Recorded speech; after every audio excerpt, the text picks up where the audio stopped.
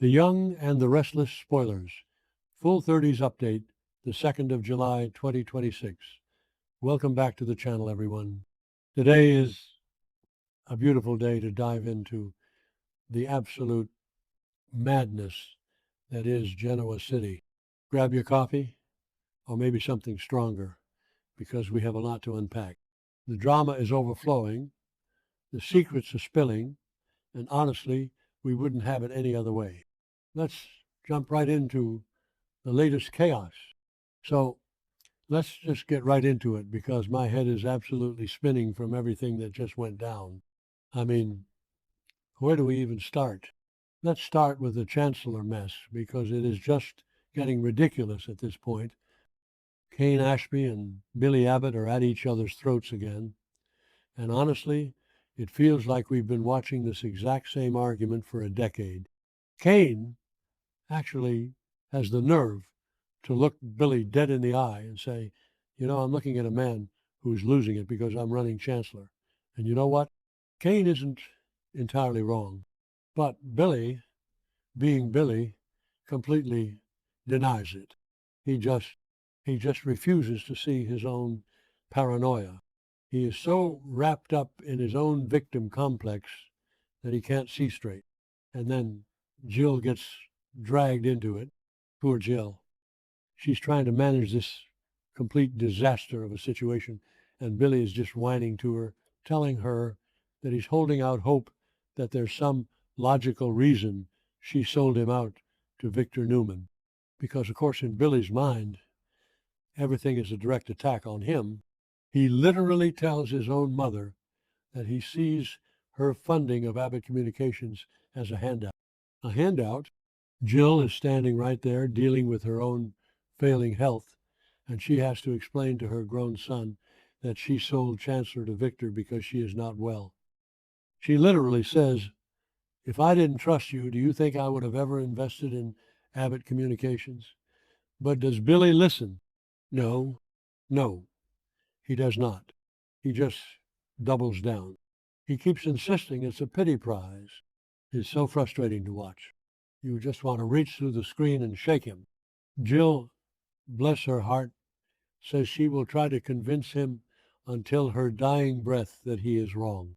And then Kane, because Kane just has to get the last word, tells Billy to talk to his mom and work it out, and then he just walks away, leaving Billy to whine that Kane is Jill's golden boy. I mean, really, Billy? Are we still doing this? Jill says they are going to get past this if it's the last thing she does, but honestly, I don't know if Billy is capable of getting past anything. So then Kane leaves that whole toxic conversation and runs into Lily over at Crimson Lights. And this is where things get really weird. Kane tells Lily that Jill is in town and that she's thrilled he's running Chancellor, but that Billy basically ruined the vibe, which, yeah, that's what Billy does. But then Kane says he wants to stop Billy from making the same mistakes over and over again. And his grand solution?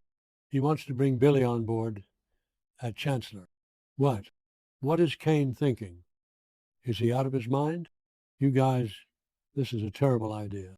A completely terrible, no good, disastrous idea. Maybe I'm being too harsh.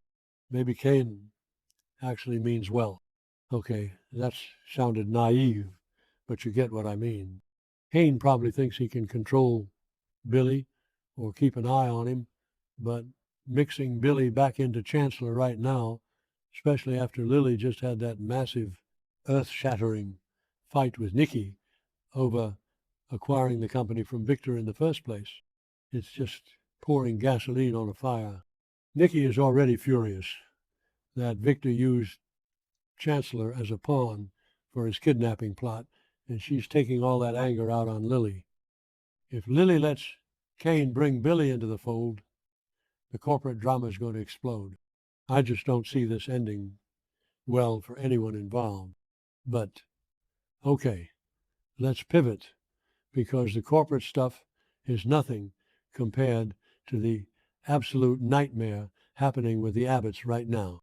We need to talk about society. Kyle and Tracy are having this intense sit down, and Kyle drops the bomb that Jack might be in real physical trouble. Apparently, they think Diane is over at Dr.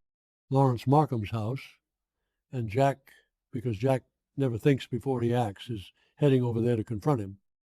Kyle admits that he called Markham, pretending they had a meeting, and then Jack just decided to go rogue and break in.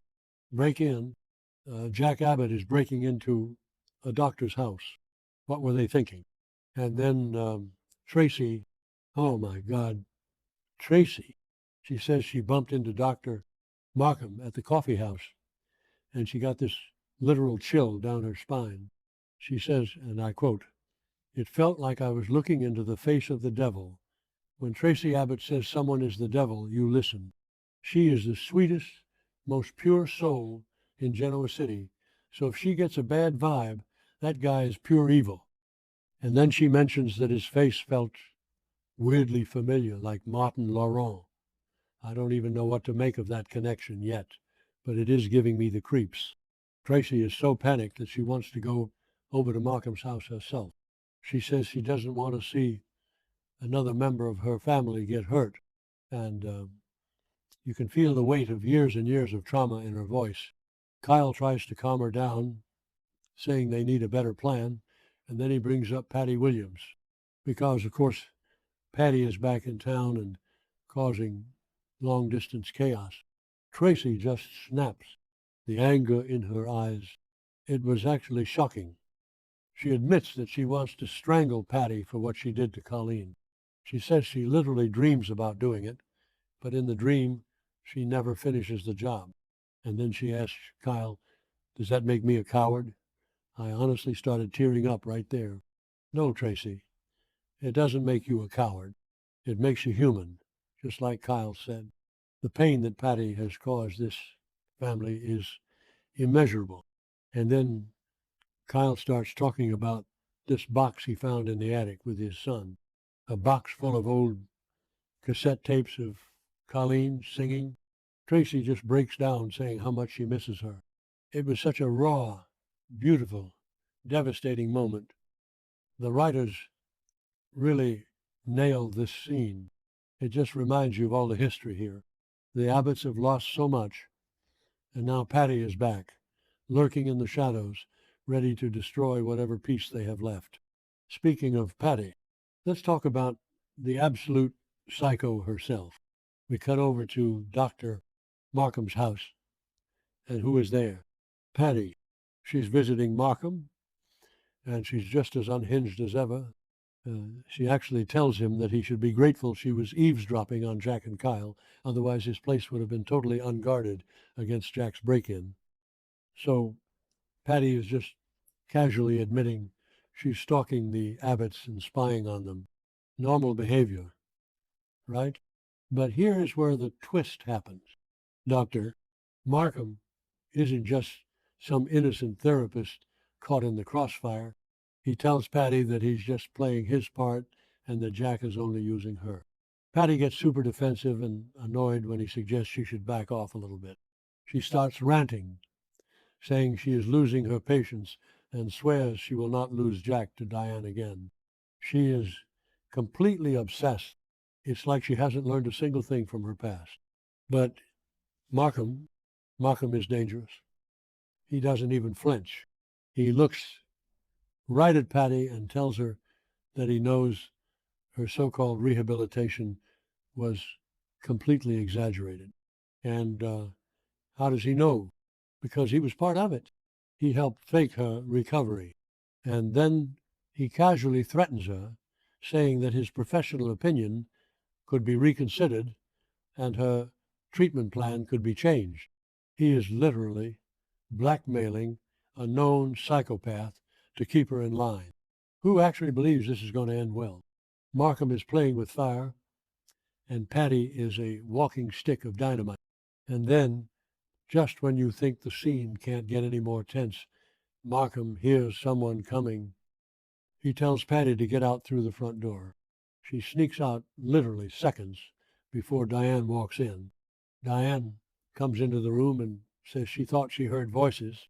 Markham without missing a beat, lies right to her face. He says he was just on the phone with someone on speaker. Smooth, terrifyingly smooth.